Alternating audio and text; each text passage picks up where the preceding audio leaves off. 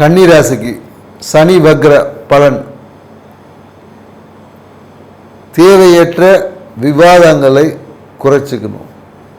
யாருக்கும் உத்தரவாதம் கொடுக்கக்கூடாது.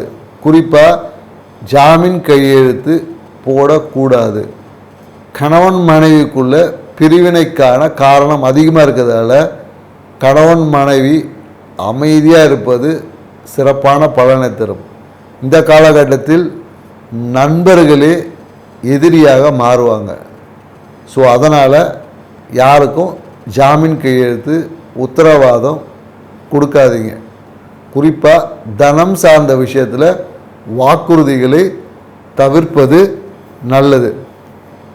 இதை சரி செய்ய இந்த சனி வக்ர பாதிப்புகளிலிருந்து நீங்கள் வெளிவரனா உங்களுடைய குலதெய்வத்தை குறிப்பாக முனீஸ்வரர் இல்லைன்னா வீரபத்ரர் வழிபாடை நீங்கள் செய்யலாம்.